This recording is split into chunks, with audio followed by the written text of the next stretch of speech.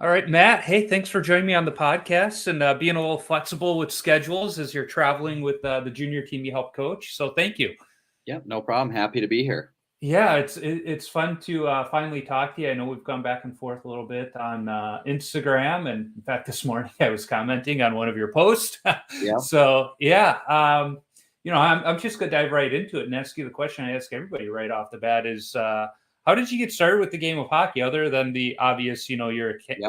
Canadian-born kid, so it's kind of a birthright. But what got you into the game?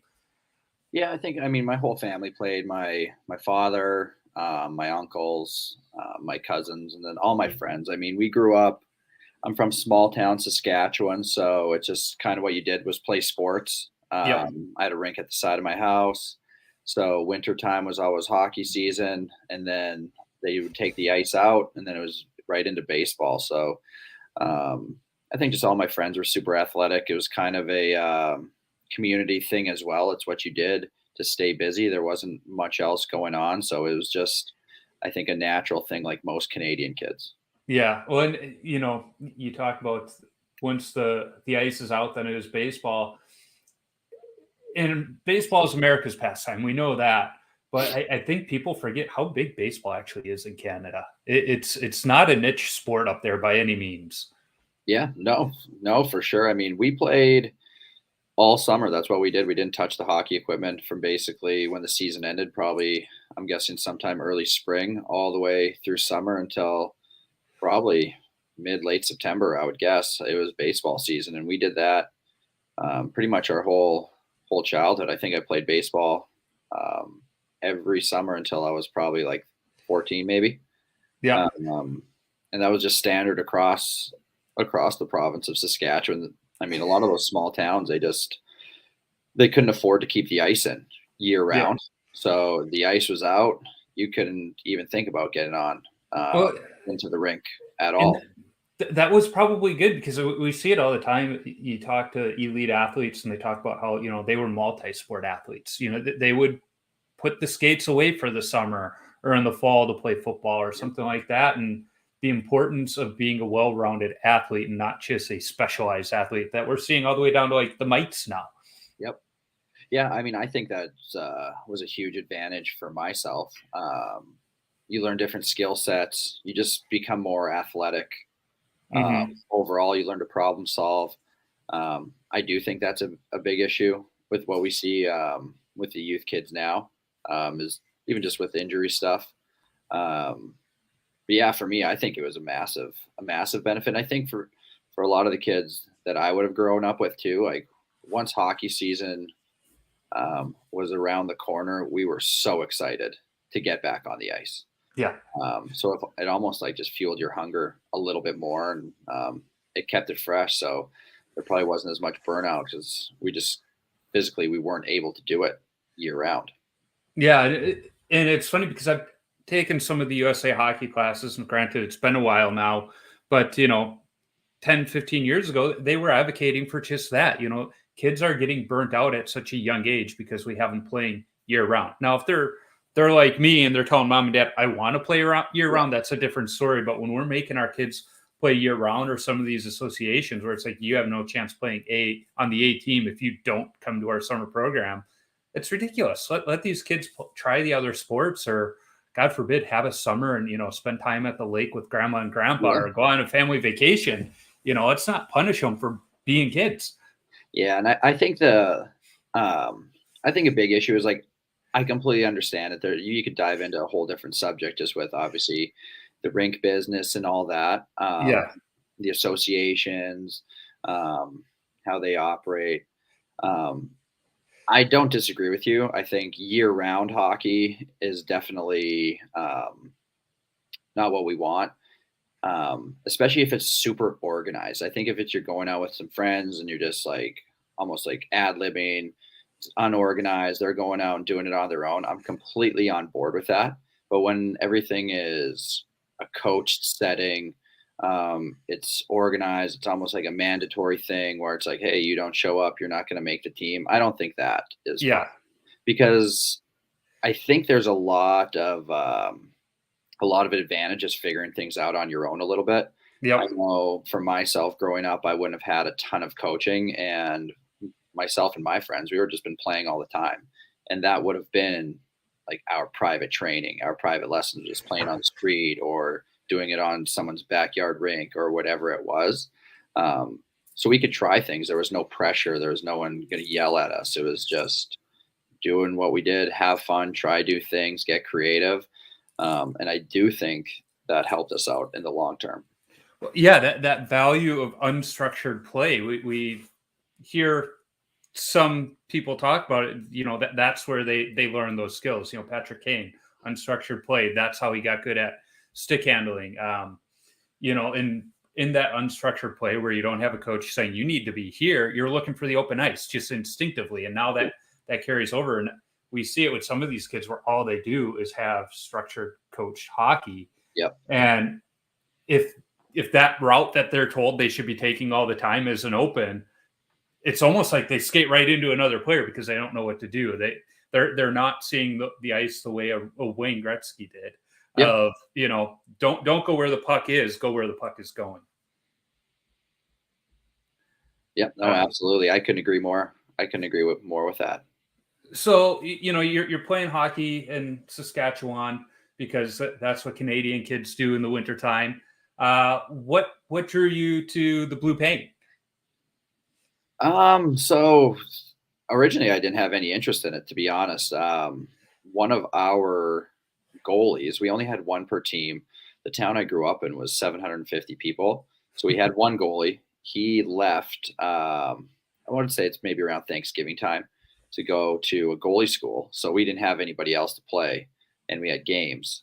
So my dad was the coach, and he's like, well, you're going in. So I played. My first experience with it, I was awful. I mean, we played an all-girls team.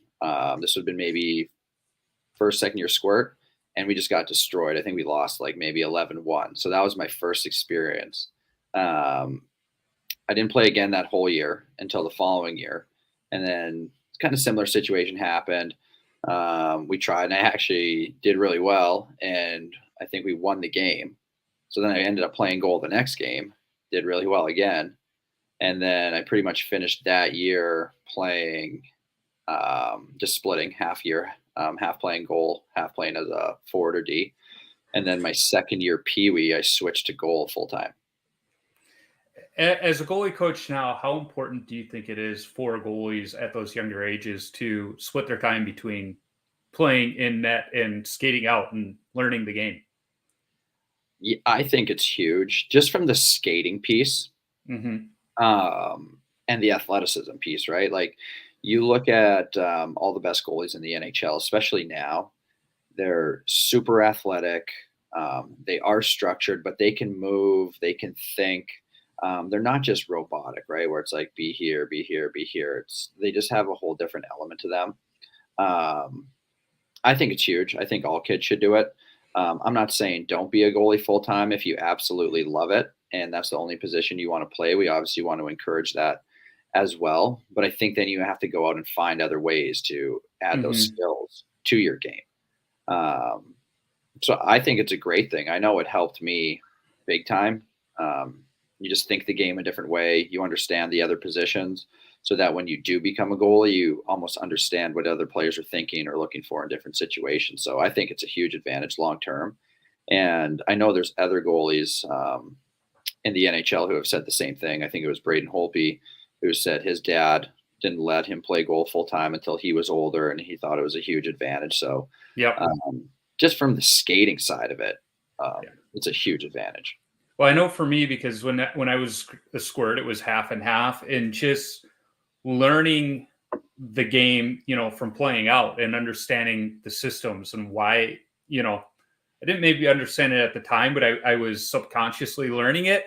Yep. So as I got older, it's like, I understand why they're doing this. And it helps you with that anticipation. You understand what should be happening. And, we can sit in those team meetings and go through the systems and all of that and understand it on some level. But when I'm a visual learner, so me actually walking through it helped me learn those pieces. And it helps us as a goalie. And it's always funny that I felt, even when I played college, where we'd be talking to our teammates going, you need to be doing this, you need to be doing that. And every once in a while you get that one teammate that's like, what do you know? You're just a goalie. Yeah.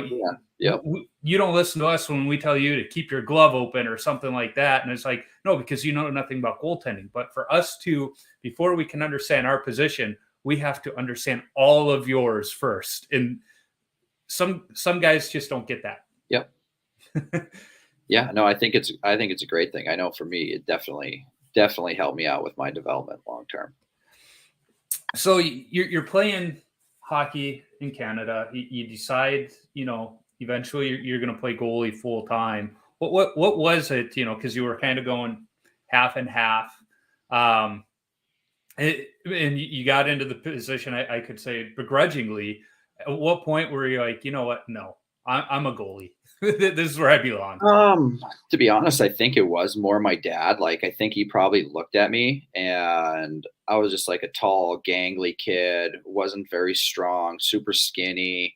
Obviously, when I was growing up, like the game was very physical, big guys, strong guys, like a lot of hitting, fighting. I would say it's a little more rugged, obviously, than it is now. Yeah. So I think he probably looked at almost my body type, my mental makeup. I was like, all right, this kid, I don't want to call myself soft, but obviously I wasn't like the most physically gifted person. He's probably like, well, if he's going to go somewhere with this, it's probably going to be as a goalie. So I think he kind of nudged me um, towards that. And I think just after a while, it just kind of was like, yeah, like if I'm going to make something of this, like I'm clearly going to have to play goal. So we just kind of stuck with it, and I was having a little bit of success. I enjoyed it. I actually enjoyed playing both, but I think I just kind of saw, the long-term benefit was probably going to be between the pipes. When you said he saw, your makeup, I thought you were going to talk about you were weird or something like that. You had the mental makeup of a goalie. Oh, I probably did, but no, I think he just saw me like I was. If you look at like my dad's side of the family, like my uncles, my cousins, they're all like tall, super skinny. Like I would have been probably in my senior year of high school, like 6 feet, 140 pounds, like just super skinny. Yeah. So if you look at that kind of side of things, it's like, yeah, he's going to be a goalie if he wants to keep advancing in Yeah. this game. Yeah, we had the similar build. My college, I say my playing weight, I was 5'10", 155, but I was probably closer to that 145. And remember we were on the bus going to our first away game, and they always had like a program. And so our coach had to get our height and weight and stuff for the other team's media guy. And so he's got the clipboard going through the bus, and he's like, now be honest with your stuff. And I had a teammate that was about the same build as me. He goes, so I can't put on there that I'm 6'1", 225. And he's like, not a chance in hell. Yeah. But yeah, here I am 23 years later. I've put on 50 pounds, and now I just look like I'm a normal person, not this string bean. People can't believe it. I'm like, yeah, I'm 50 pounds heavier than when I was in college. And they're like, but you look like a normal weight now. It's like, yes, I'm a normal weight now. I was that. It catches up to you once you get older. Now it's not an issue. It's the other. Yeah. It's got to go the other way. Oh God, it's I don't even step on the scale anymore. I'm like, I'm 42. It doesn't matter at this point. So you're playing hockey in Canada, and I think for a lot of Canadian kids, they try and go and play junior, but you went and played college hockey in the States, Colorado. What made you go the college route instead of juniors? Yeah, I had the opportunity to go to the WHL. I would say, I don't want to say it was a last minute decision, but I think a lot of it for me, I was just a late developer. Like I started playing the position late. I got cut from my midget AAA team in my hometown my first year. I wouldn't say I really popped until my second year midget. So for me, just kind of looking at the situation, I probably didn't think I was ready to play major juniors. I always like had that on such a pedestal where I didn't really think I was good enough to do it at that age. And I also knew that if I was going to go, like I needed to have excellent year. I would have been going in as an 18-year-old, which isn't old, but it's not young. But I needed to have a really big first year. Otherwise, who knows what could have happened. So I think I just looked at it as extending my runway a little bit. I was always intrigued by college. One of the hockey schools I went to growing up, um, they had an instructor whose name was Colin Schmidt, who went to Colorado College, and I always just looked up to Colin. Every year I went to this hockey school, he was great, and I just became enthralled with it a little bit, I guess. And that's just why I decided to do it. Plus, I mean, my dad's a teacher. Education was always super important. So Yeah. that's the reason why I was leaning that direction. Well, and I mean, we're almost the same age. In fact, I graduated the year you started college, and at that time, CC, they were one of the powerhouses. The storied tradition, so they were a good program. And what I love about college hockey is the football schedule, as I like to call it. Yep. You play your games on the weekend, so it's so focused on development and becoming a better player over those 4 years. So there is that aspect to it too. Yep. But you mentioned the education side of it. I always like to ask this of the goalies that did go the college route. What did you study for those 4 years? Yep. So I was an economics major. So CC, it's a small liberal arts school. I don't want to say there's not a lot of options, but I mean, that was basically their business degree. And that was something I was always super interested in. Most of the guys would do economics. History was obviously a big one. We had a few English majors, a couple pre-med students, but a lot of us gravitated towards the econ. A lot of numbers.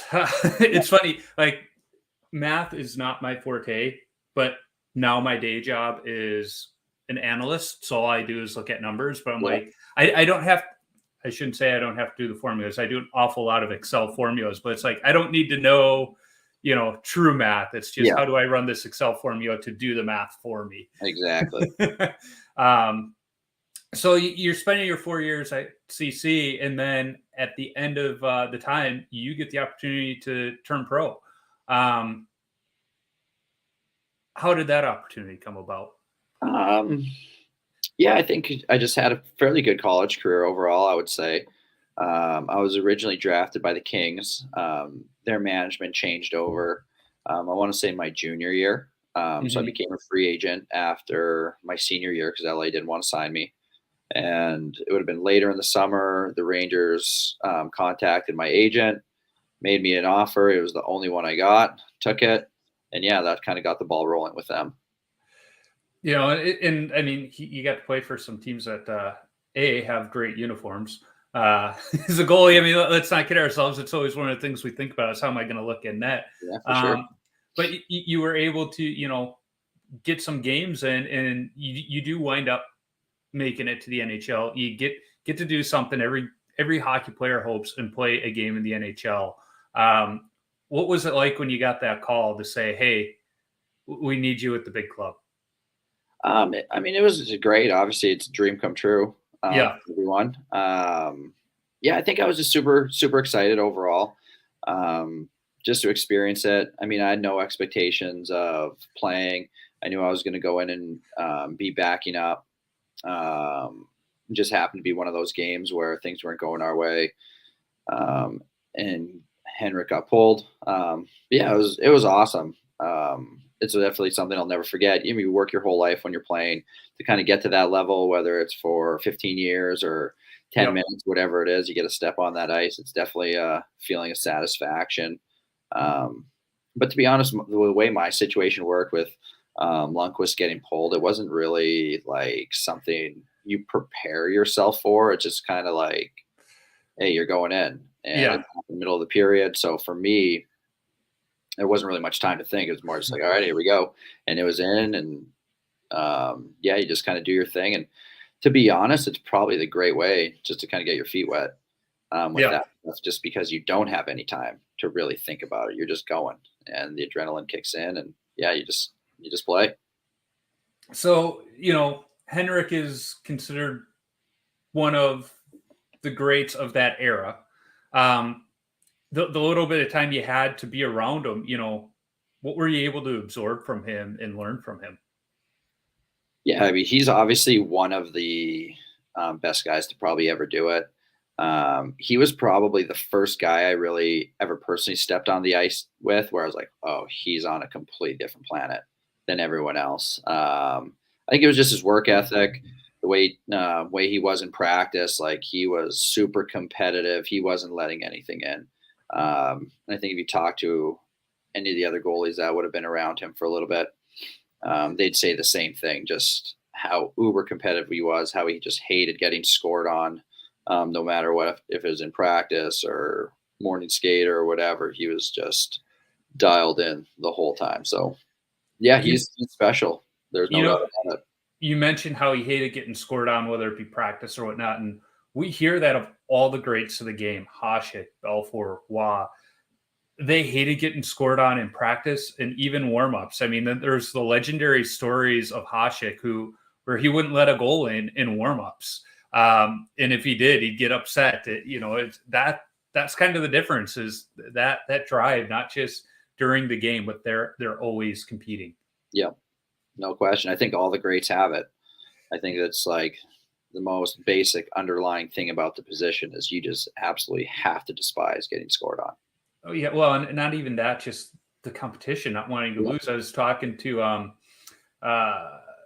McKeegan, and he was talking about when he had Belfour out to a summer training session. He's running, sprints and stuff with these bantams and younger kids, and this one bantam was just fast, and Belfour wasn't going to let him beat him. He's like, no, I am not going to lose in anything I do, and there was no need for him to be like that. But that's just that. What separates the great from the good. Yep.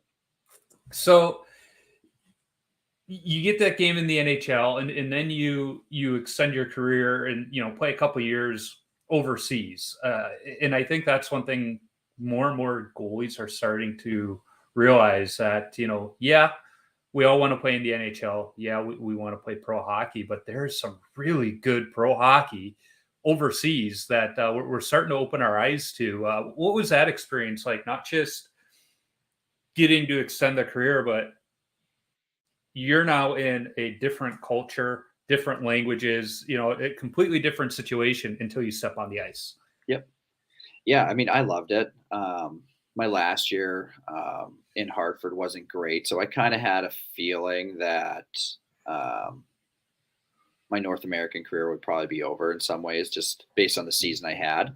Yeah. So I kind of like started poking around or giving it some thought towards the end of the year about going to Europe. I personally loved my experience. I thought it was fantastic. I think anyone who gets that opportunity, whether it's through hockey or just in life, should have to go through something like that.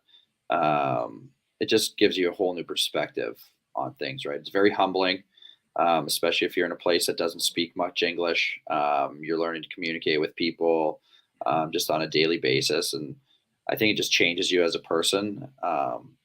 I was very fortunate to be in two great cities. I love Bolzano. I loved Vienna. And I can't say enough good things about both cities and both experiences. I had phenomenal teammates, great organizations. I would have stayed in probably either place the rest of my life if I could. Well, I was going to say, two pretty picturesque cities that you were in for a while. There's worse places you could have been. Oh yeah, no, that's for sure. Yeah, I think that was being able to live where I did was just fantastic all around. I really can't say enough about the people that I played with, the teammates I was with, the fans. I was treated top notch in both experiences. And it was very hard, to be honest. The hardest part about playing overseas for that long was coming back to North America and getting kind of acclimated back to the North American lifestyle. That was very difficult after being in Europe for 5 years. Now, when you say getting acclimated to the North American lifestyle, what was it that was different? It's just a faster pace, right? We're always on the go. We want stuff done now. You're driving everywhere as opposed to kind of taking the train or being able to walk. It's just a completely different pace lifestyle. And I would say my first year in Italy, there was definitely a little bit of that culture shock just because it is slower. There's the siesta, things aren't open. But then once you get used to it, you're like, wow, this is kind of nice. You're not in a hurry. So yeah, coming back is like all of a sudden you're back into the rat race a little bit more, where it's just go, go, go, go, go, go, go.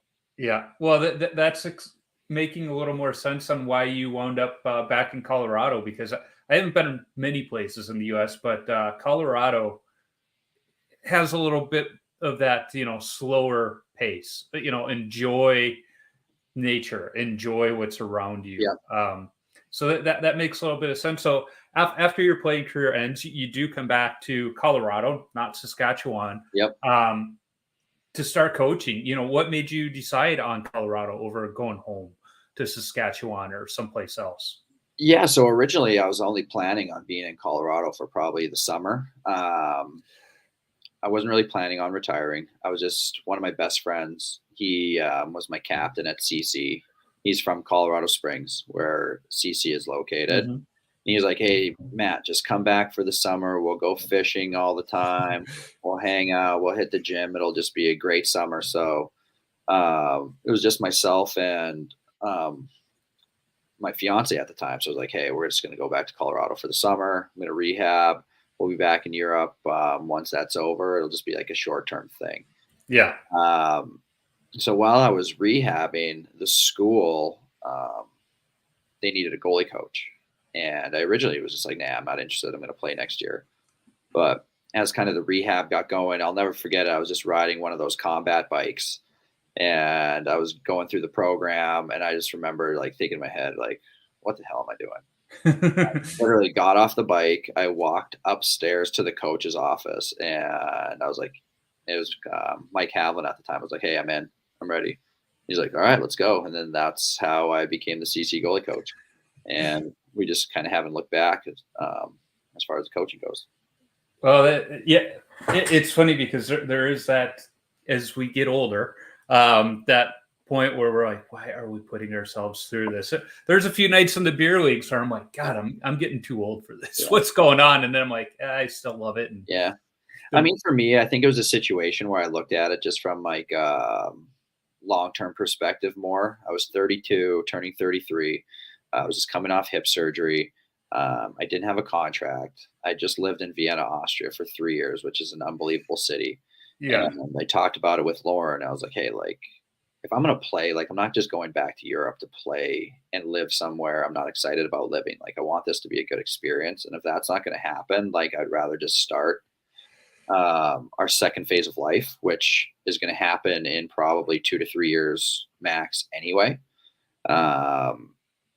So that's kind of was the big deciding factor. I wasn't just going to go to keep going yeah, because I knew I was going to have to work afterwards anyway. So I was either going to play a couple more years, extend that, or I was like, you know what, we're just going to have to jump into the second phase of life and get a kickstart in this coaching thing at 32 as opposed to maybe like 36, 37. yeah. Well, it's funny you say it because when I was coaching high school hockey here in Minnesota, one of the guys I coached with, he played after college. He went and played in the ECHL, and this was during the NHL lockout. So you had NHL players playing down in the ECHL, yep. And he was kind of like any other year, he's probably playing in the AHL, but because of things, but he played for 3 different teams in that season. He played, and he had offers at the end of the season, but he was like, you know what? This is as far as I'm going to go, and I can start my next phase now. And he said the big reason was his girlfriend, now wife, moved with him 3 times that year. And Yep. she put her life on hold. He's like, I did it. You know what? I know what I want to do afterwards. I can start that now. There's that opportunity. And now it's funny because I went to one of my kids, took my kids to their football game because they're both in high school now. And he's now their athletic director. He's walking along the sidelines, and my kids are like, you know, people everywhere. Because here I start talking to him, like, hey, I know you're athletic director. They're like, no, you don't. And like he spots me, and we start talking. And my daughter's like, you really do know everybody. Like, this is ridiculous. I can't even come to my own school without you knowing somebody. It's like, we used to coach together. Like, he was around when you were born. He was excited when you were born, kid. You know. But yeah, I mean, that's one of those things that I don't think people realize. You know, with athletes, it's like at some point you're like, I can keep playing, but there is this life after hockey, and it needs to start at some point. And it's kind of like those junior hockey players that go and play college, and they're the 21, 22-year-old freshmen, and they're like, what am I doing here? Yeah, for sure. For sure. But you get started in coaching. You got your goalie school out there in Colorado with, I think, one of the coolest logos. I say that as a marketing person. It's just an awesome logo. But that's going well. You've coached one of my favorite goalies in Justin Goldman. What's it like working with a guy like Justin? I say it because not only is Justin a good goalie, but he also puts on his goalie summit every year. Yep. What's it like working with a guy like Justin? I personally love the adults. Yeah. When you're in the private lesson stuff, you're dealing with all sorts of different types of people who are walking through the door. Every hour is different. So you're dealing with the kids who it's maybe more parent driven. You're dealing with more kid driven. Like the challenges each hour are always changing. So when the adults come in, they want to be there because they're signing up themselves. Yeah. It's not mom or dad pushing them to do it. So they really want to be there and they really want to get better. So they're always asking a lot of questions. They're always engaged. They want to know the newest stuff. And a lot of it too, they just want to talk shop and kind of get better and learn the new techniques, because when we were all growing up, like kind of like the mid 30s or older, the technique changed so much. It was still skate saves. The butterfly was still coming in. The pads weren't designed to slide the way you can now. So it's a completely different coaching experience for them. So just the littlest things are so valuable. Just getting up with the proper leg, or even tee pushing or shuffling like a certain way. It's something so foreign to a lot of the adult goalies. But Justin's been great. He's been a great sounding board for me. We actually, I don't know how much goalie training we're actually doing. It's almost more just bouncing ideas off one another. And we have great conversations. I really actually, in the last probably 3 years of getting to know Justin, I think we've developed a pretty good friendship. He's got some great insights as far as learning goes. Yep. So I think I enjoy those hours just as much as he does, just based on the conversation and the way he thinks about teaching, not necessarily goalies, but just like the way people learn and how you have to teach and adapt, I think is valuable for anyone who's in the coaching world to kind of learn, especially if you have a growth mindset, right? You got to try to get better each time. Everyone learns so differently that you can't approach each person the same way. Yeah, and I love that you do offer lessons for the older goalies, because I can't find that here in Minnesota. In fact, I was talking to Steve Carroll, and he's like, I want to do it, but honestly, the insurance for him to work with the older goalies it's not worth it. It's like, okay, that makes sense. But, like you said, we were taught skate saves, 2-pad stacks. Post coverage for us was hugging the post, standing up, so I don't have to worry about a Michigan getting scored on me because of the way I cover the post. But, learning an RVH would be nice. I still struggle mightily with, the butterfly slide, because that wasn't a thing when we were learning to play. And it would be nice to have more than the 2-minute warm-ups to work on it. But that's just not a thing. Yeah. No, I personally love the adult goalies. I've said this probably since day one. Anytime an adult goalie comes in and asks me, I don't get offended, but they're always like, do you work with adults? And I was like, I prefer to work with the adult goalies. And they just kind of chuckle, because it is such a different experience. I love it. I love every time the adults come in. We probably have 5 or 6 just men's league guys that come in on a regular basis and skate. Sometimes they just want to chat about things. And I'm almost like, one guy referred to it as, I'm like his bartender or his barber. He just comes in, and it's not about the goaltending. It's just about like venting. Yeah. And I think of the adult guys, we just developed such a good relationship with, because it is such a different experience. And I think a lot of the reasons why I even started skating again, it was just seeing all the adult guys coming through, just loving the position. I was like, man, these guys are loving it. They're having fun. Like, why shouldn't we be skating too? Yeah. Well, and it's probably a different experience because it's their money. You know, when these kids come through the door, Yeah. it's mom and dad's money. But it reminds me of I went to an all boys Catholic high school, and freshman year history class, the first day of school, the teacher asked the kids, you know, how many of you are paying your own tuition? Because there are always a few that were working and doing that, and like two hands went up. And he goes, okay, you two are the only ones allowed to sleep in my class because you're wasting your own money. And you know, but there was something to that. When you're spending your own money, you're gonna be a little more attentive. You're gonna get more out of it than when it's mom. Now, I'm not saying every kid is, you know, just kind of like whatever, it's mom and dad's money. Because I wasn't that kid. I loved the position. I couldn't get enough of it. But yeah, you know, us beer leaders, we're there for a purpose. Yeah. Well, and that's exactly it. It's a different motivation, right? And like you can see it right away with kids and families who are walking through the door, like why certain kids are there, Yeah. whether it's self motivated, more parent motivated. You can get that vibe. You see it right away. With the adult people, if they're coming, you know exactly why they're coming. They sign themselves up. They want to be there. They're paying for it. Yeah. So yeah, it's no secret because at the end of the day, if they didn't want to be there, they weren't coming. Yeah. Well, and to take that a step further, you know, if I were in Colorado, I would probably want to get a few sessions with you, but I'm not. Yep. But I'm still able to learn a heck of a lot from you because you have a great Instagram account where you know you share some fun stuff, but and you go over you know clips from the NHL. Like this morning, you were sharing a post of a stick save, asking you know does this save get made with a foam core stick? I say yes because I've made that Yeah. save, but like I said, I've made that save in the beer league, so the shots are a little bit different.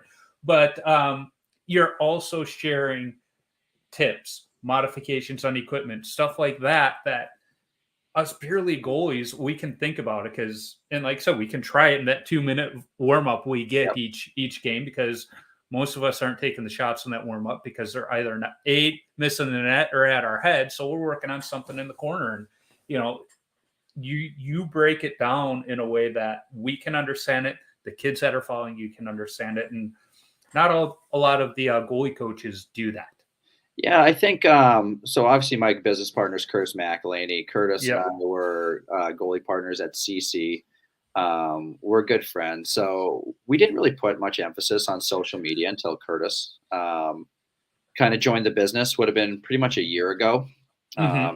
February, and we were just talking about the direction we wanted to go with it, what the plan was. I mean, I never really placed a huge emphasis on it because we were so busy with our lessons and working with the association. Like, it doesn't really have an effect on my day to day.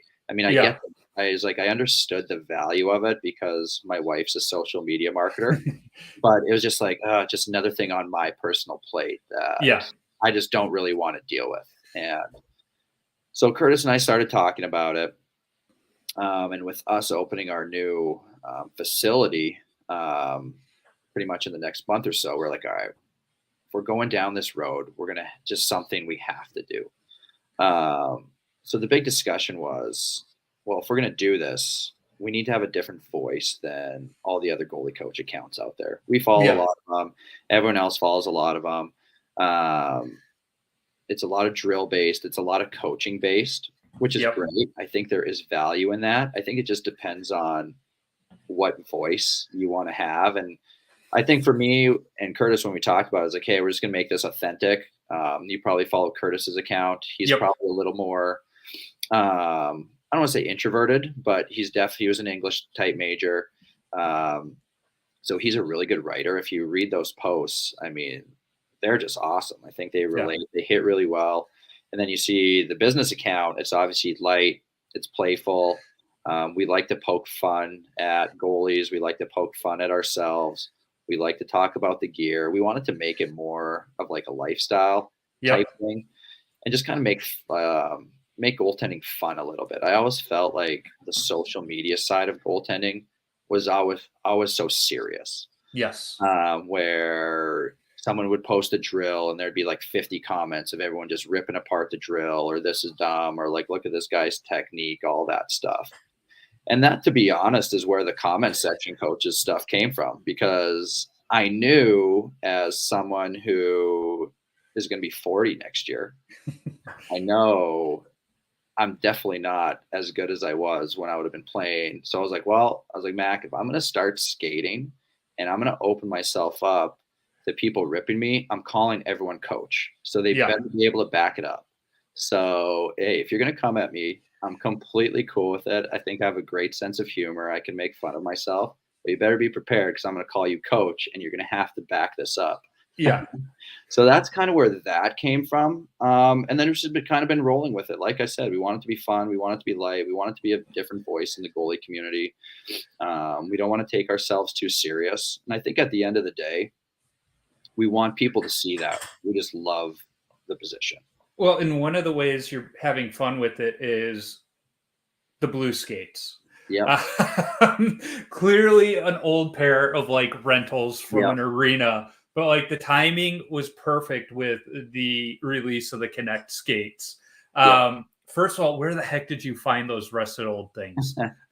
Yeah. So I actually got them in Kearney, Nebraska, at the Viero Center where I coach with the Tri-City Storm. They have this big wall of just rental skates. And I spend a lot of day, like, I think what people don't understand with social media, sometimes it's like, if you're going to do social media, like, it takes a lot of thought as far Yeah. as like, the content and planning. Like, I think that's always the thing.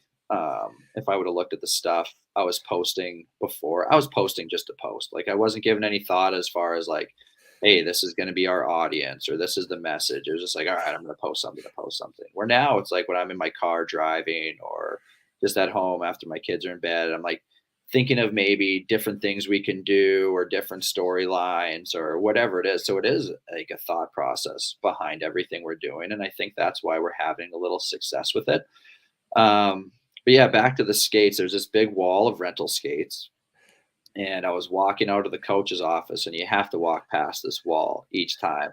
Yeah. And I just saw a bunch of the blue ones, and I started laughing to myself, especially after I grabbed one out of the shelf, and I went up to the office, where the business manager is, Mike Lucas, awesome guy. And I was like, his son's a goalie as well. I was like, hey, Mike, I was like, I'm going to ask you the dumbest thing probably you're ever going to hear today, but I'm being dead serious. And we've known each other for a while, so he got a big smile. He's like, oh, what's Zab's up to now? I was like, can I take a pair of these blue rental skates? I need them for social media. And he started laughing. He's like, absolutely.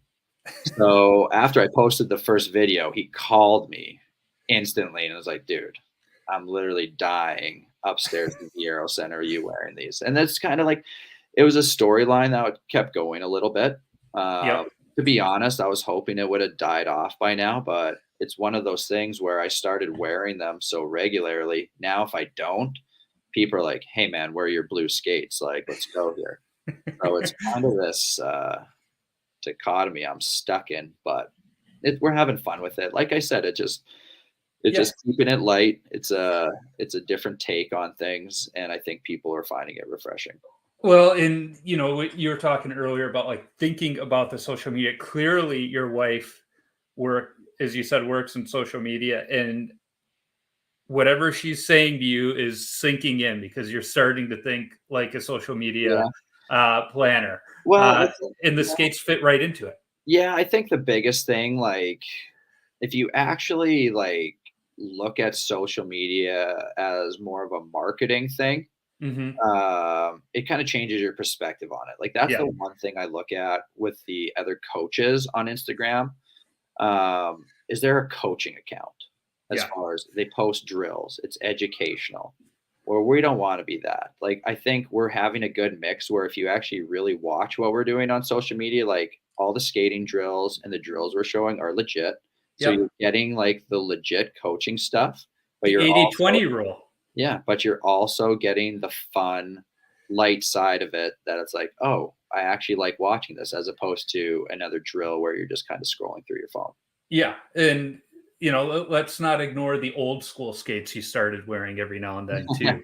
not just the blue skates. So it's kind of fun to see the old equipment with the new stuff. But it's great. And, as a beer league goalie, I love it, especially now because I work in marketing as an analyst. So knowing that, you're doing this intentionally makes so much sense. And yeah, I follow quite a few of the other goalie coaches out there, and so many of them, to your point, are coaching. They're not utilizing this social media tool as a marketing opportunity too, to bring in more business, because at the end of the day, that's how they make money, is coaching.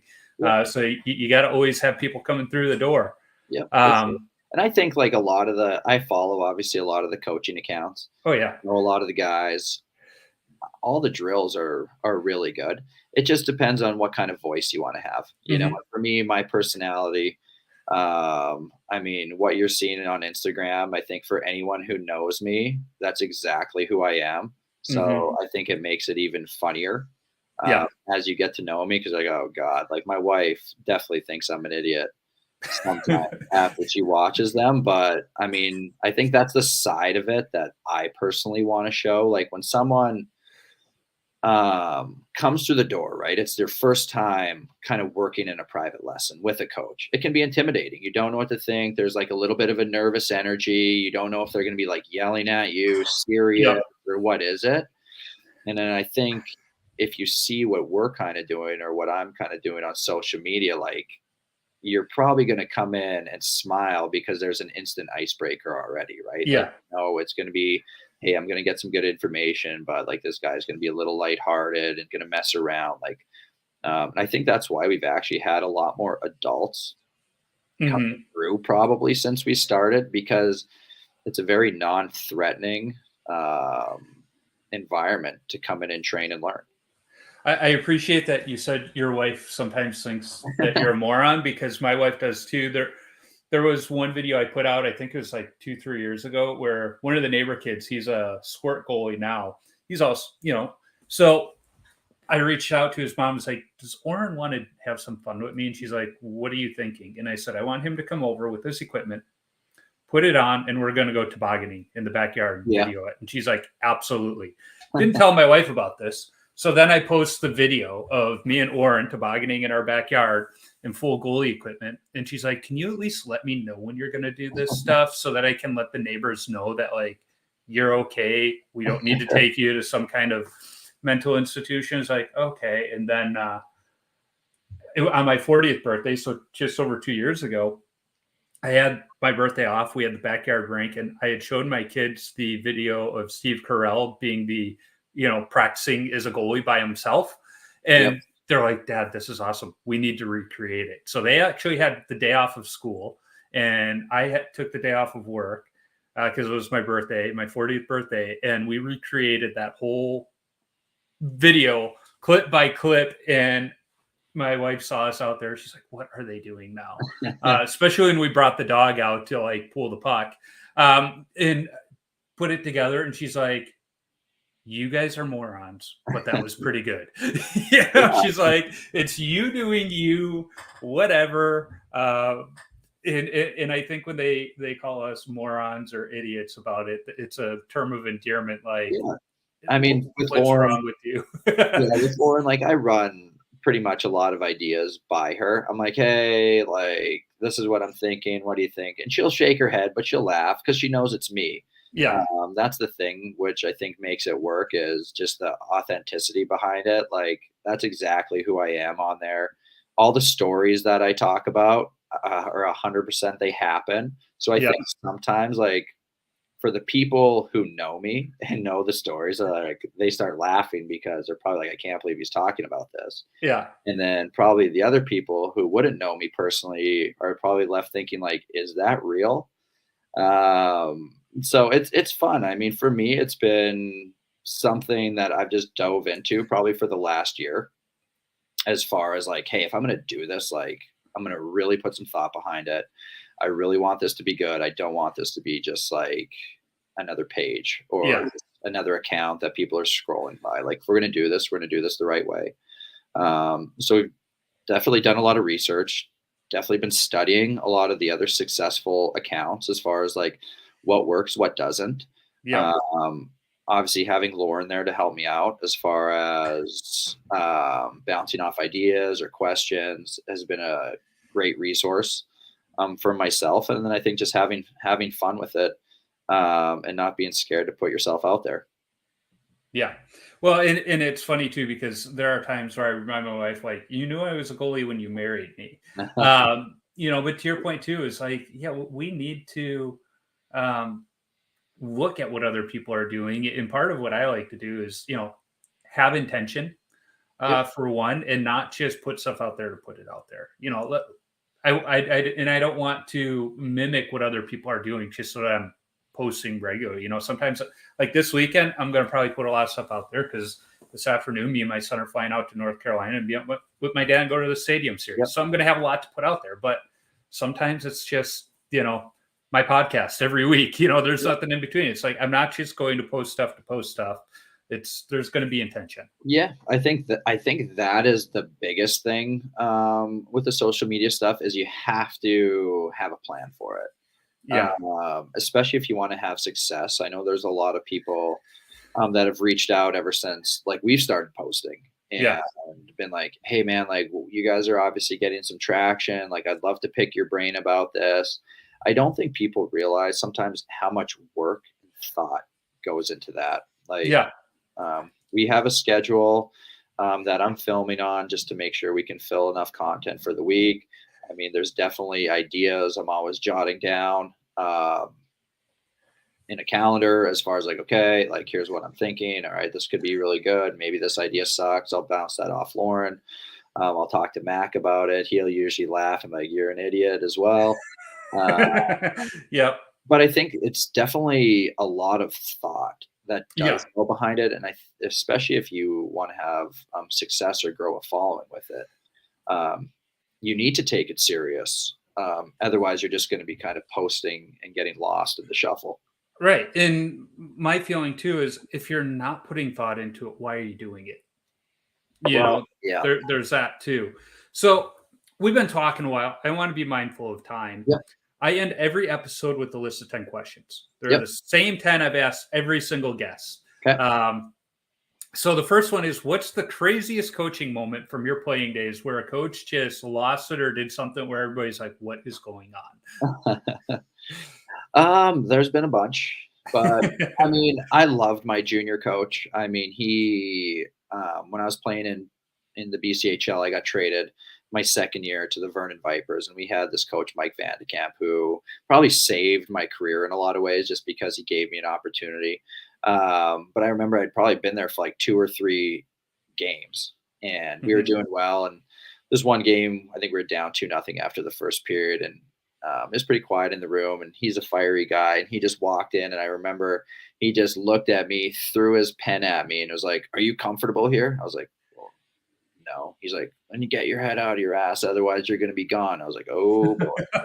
So that was always one that stuck with me. But I mean, I loved Mike. He was probably one of my favorite coaches to play for because you just always knew where you stood. Yeah. I always appreciated coaches that were just, blunt. I had one, I was playing summer hockey and like he walked in the locker room. He's like, you need to be better. Yeah. Like you can make those saves. You need to be better. It's like, you're right. I know it. And I played better the rest of the game, but it was like in front of the whole team, like he called me out, like you need to be better. It's like, yeah, it's refreshing. Dang. Yeah. So what is your favorite all-time goalie mask? Oh boy. I feel like there's so many, but I was always an Ed Belfour fan. I like those classic helmets. They're clean. Yeah. You can see exactly what they are. They're so identifiable. So probably Eddie's Eagle. I mean, he had that. Didn't matter if he was playing for the Sharks or whoever. It was just one, just a classic look that identified him. So Eddie was my goalie growing up, especially growing up in Chicago in the 90s when, Eddie was the guy. And I hated that he was traded to San Jose, but that look in San Jose was unreal. I was fortunate enough to actually have him on the podcast with his son Dane, and he was awesome. I asked him about his Cooper Reactor 5s with the alternating black and white because the story goes the first set he got were all white, and he's like, that's too much. So he took a Sharpie and actually made the black on there. And I asked him, I was like, is this true? And he's like, yeah, that's exactly what happened. He goes, That's I awesome. only had to do it on the first set because the ones after him, they started putting the black on there. But yeah, Eddie was awesome. They always say don't meet your heroes because they're going to let you down. But that was not the case with Eddie. He was That's awesome. pretty cool. So what's your favorite rink that you've played at? Favorite rink? Oh, Yeah. man. I don't know. There were so many cool ones, but I gotta say, it was probably the rink in Vienna, Austria. In a lot of ways, it was just the right time and the right city for me. I loved my European experience. That rink for me was just awesome to play in. We had great fans. I would say they embraced myself personally. I spent 3 years there. That was probably my favorite one.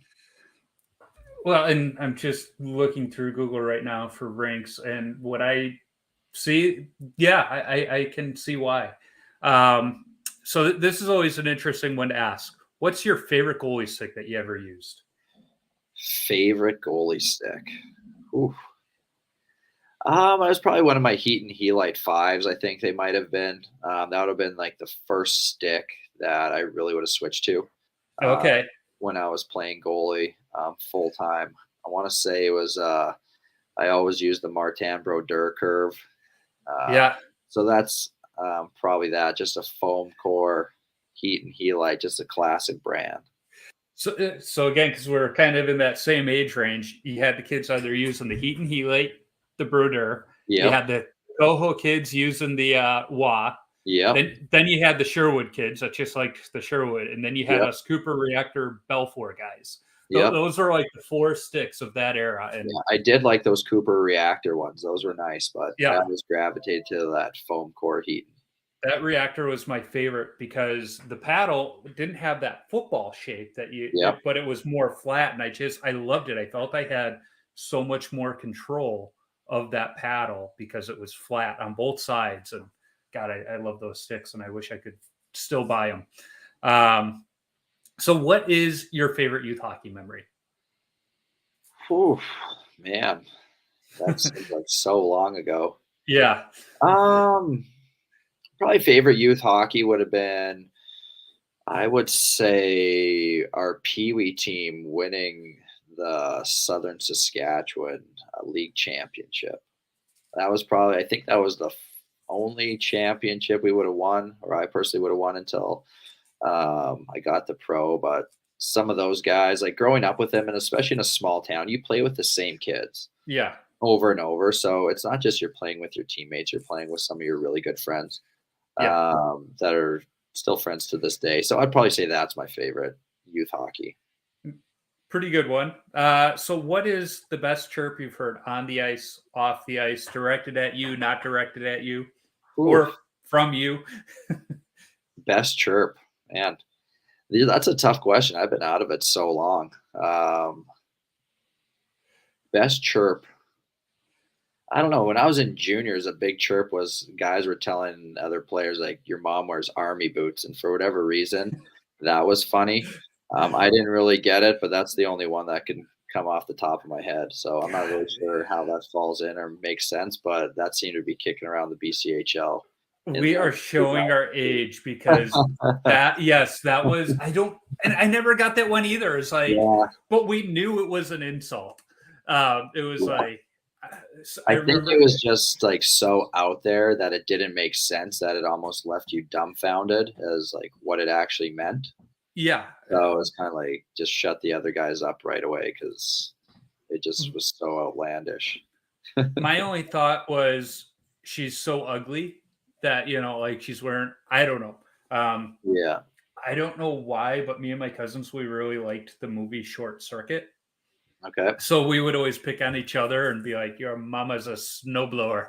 It's like just one of those stupid ones that very few people get when we say it to each other. But whenever we get together, we can still bring it up. And but yeah, the best one I've heard so far was actually from David Hutchins of In Goal magazine when his kid's goalie coach looked at him and he goes, "You must be really good at dodgeball." Yeah. Oh, yeah. That's always a good one. So, what is the worst post game beer? The worst post game beer. Yeah. Oh man, I don't know if there is a worse one. You're either happy because you won and you're celebrating, um, or you need to have one to get your sorrows away because you're feeling bad for yourself. Um, I don't know. I think probably for me after a game because it's so taxing, like you get something heavy in there like an IPA or a Guinness, you're probably not going to be feeling too well. I feel like you need something light Yep. No, right I after the game. I agree. And being a Colorado guy, you'll appreciate. I think the perfect post game beer is a Coors Light Yeah, for because it's just it. People joke and say it's darn near water, but I think that's what makes it so perfect. yeah, It's refreshing. yeah, It doesn't have any lingering like oof, taste to for it. It's sure. just now when you get out to the parking lot, an IPA or a Guinness, great. But that first one or Yeah, two right after a game in the locker room, Coors Light is almost yeah. perfect. Coors Light, Bud Light, Miller Light, something like that. Yeah, you need something refreshing, as close to water as possible. Yeah, exactly. So when you tape your stick, do you go heel to toe or toe to heel? I was heel to toe. Okay, No rhyme you. or reason. I'm sure you've seen some of my tape jobs on Instagram where I don't really put too much care into it. It took me like 10 minutes. I hated taping my stick. Yeah. I never taped a stick for practice, probably my whole life, just for games. So, yeah, no So reason. you're in the majority, and I'm going to go out on a limb and say because we're of the same vintage. When we were kids with those wooden and foam core sticks, those heels were brittle, so you Yeah, had to tape them. Kids today, they yeah, don't tape the heel of yep, the composites. So because of that, we started there and worked our way down for because sure. taping around that heel takes some skill. Yep. Um, so what was your favorite number to wear and why? I actually really like number one. I think I wore that my last 5 years once I got to Europe. Hmm. I think I always just thought it was a goalie number. I never really wore it in childhood. The main reason I wore it once I got to Europe is because the announcers were all in either German or Italian, and they Hmm. announced the guys one by one. So in basically numeric order, so I always knew where to go because I was at the front, which made it easy. And yeah, I just thought it was a cool goalie number. I'm definitely glad I wore it towards the end. Yeah, and I never liked it because I didn't feel like I had anything on my back. Yep. But to your point, it is a good goalie number that not as many kids wear today. Yep. So the last question is, what advice do you have for young hockey players? I think just love it. Love the game. I know for me, like I was very fortunate with my parents and my friends. Like there was never any, I would say, attachment to the training from their Hmm. standpoint. I think they let me fall in love with the game on my own terms, which in turn, when it got hard later on, and it does get hard, that I wanted to work harder at it because I fell in love with it on my own.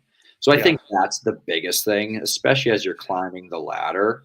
Um, it's going to get more difficult. It's going to get more competitive. But if you truly love it, you're going to work harder at it. You're going to spend more time doing it. And in turn, you're going to get better at it. So that'd be my biggest thing. Just love it. And it goes by fast for everybody. Like you think it doesn't, but it flies by. For me, being 40 in July, I still think that I should still be playing. But yeah, it's a small little window in your life. So yep, just put everything you have into it, love it, and yeah, see where you can take it. yeah. It's funny you talk about how small that window is. I still remember the last time I took off my college jersey, which Yeah, was the last competitive hockey game I played, and that was 23 years ago yeah, or 20 years ago, and I've been playing hockey 35 years. yeah, So over half of my career now has been in the beer league. So yeah. it's a small window. So It's enjoy it, and if you love it, those hard times, you still love them. They're still yeah. fun. They're just Well, harder. and I think the biggest thing too is there's such a misconception as far as like how far you made it determines like maybe how good you were or anything like Hmm. that. I think once you get out of it and you get to those older ages, you realize like, okay, that was cool what I accomplished, but it really doesn't matter too much. Yeah. Like still, I think the biggest success as like a coach or a parent is probably seeing your kid still playing at 40 years old. Yeah. You know what I mean? So it's like, great, you made it, but it's like, are you still playing after you're done? And I think that is the biggest success story you can have, because that's how you know you truly love the game. Yeah. Yeah. And there was that great video that came out, I think this fall or maybe even last year, where this girl, shared the video of her husband's beer league Yeah. and how this one player had a dad that would come out every week to his beer league games. And she's like, he must really love it. But to your point, it's no, your kid's still playing Yeah, your kid. And all these years later. And I told my dad, it's like, that would be you if we didn't live half the country away. yeah, He would still come to every single game. And the only difference is he would come in the locker room after the game to get the post-game beer. yeah, But yeah, I mean, that's a great point, is if your kid's still playing after those competitive days, that's the gauge of success, not how far they went. But I do remember my first college practice after tryouts. We're all upset we didn't make the varsity team. And our coach had us all around after stretching, has us at center ice, and he's looking around. He goes, look around. You guys were all, starting goaltenders, first line guys, working the first power play. He goes, some of you are going to be the backup goalie. Some of you are going to be fourth line guys. Some of you are going to be fourth line guys that get healthy scratch, because we got 5 lines out here. He goes, but you're still in the top 1% of hockey players in the world because you're playing college hockey. Like, don't take for granted where you're at right now, but let that disappointment you have not being on the varsity team fuel you to get you there. And that was like one of those, like, you just put everything into perspective. And he's like, we also, those of you that are going to be those fourth line guys, those backup goalies, you also play a very important role on this team, and know your role and play it to the best of your ability. And I knew my role. I was 3 on the depth chart of the JV team for 4 years. And you know what? I played that role great. And I played for 4 years. And I got my goalie coach on the college goalie coach on the podcast early on. And I asked him, what the heck were you thinking keeping me around? And he confirmed that I was kept around because I was a locker room guy. There's a huge, those guys are vital. It's, you have guys that are great in the locker room, that they're bringing energy to the group that the guys love. And then there's other guys, we've all been around them, that are kind of the energy drain, that maybe they're better, but you just can't stand being around them. There's a huge, huge element to all of that stuff, especially in a team dynamic. And some guys are able to accept it and understand what role they're in, and others can't. And that's why they get pushed aside. But yeah, it's all interesting, and everyone does have a role to play. And I mean, if you ever talk to Curtis, he's got some great insight into that and how that extended his career as kind of a backup goalie, and being a great teammate. So yeah, it's especially in the goalie position, it's tough. There's not a lot of spots anymore, and kids are getting better and better. No, I mean, that was things I asked my goalie coach my freshman year. We had 6 spots between varsity and JV, and we had 26 goalies trying out. 5 of them were returning, and they took 2 freshmen. I was one of them, which means one of the returning goalies got cut. So I asked him, I was like, what the heck was part of the decision? And I had worked the summer hockey camp, because just by fluke, I got connected because I needed a counselor, and my admissions counselor was like, hey, you play hockey, right? It's like, yeah. And so she got me. So the coaches got to know who I was as a person. They had not necessarily as a player, and they could see, like, you're here because you love the game and you're going to be a good locker room person. He goes, honestly, if you hadn't worked that hockey camp, we wouldn't have got to know you, and you probably wouldn't have made the team, but it was like, they looked beyond just the skill. It was like, who's going to fit that role? And I fit it. I loved it. Would I have liked to play more? Yeah. But, I look back at it now, and people are like, what would be your ideal dream job? I'm like, either backup goalie in the NHL or bullpen catcher in Major League Baseball, because you get to be a part of the team, travel, have some fun every now and then, but you don't have the pressure. Yeah. Sure. Well, Matt, I appreciate you taking time, especially as you guys are on the road. It's been fun talking to you. I'm sure we'll keep in touch. I'm wishing you had classes here in Minnesota so I could work on my butterfly slide, but hey, that's what the outdoor rinks are for. And yeah, we'll keep in touch, man. Yeah, thanks. Appreciate you having me on. Yeah, if you ever make it to Colorado, we'll definitely get you out and put you through a good workout. Yeah, I would love to bring the bag out and get out there, and I'd probably call Jason up or Justin and say, hey, let's all get out on the ice together. Absolutely. So Yeah, let me know when. I would love that. All right, so 1 second, I'm gonna end the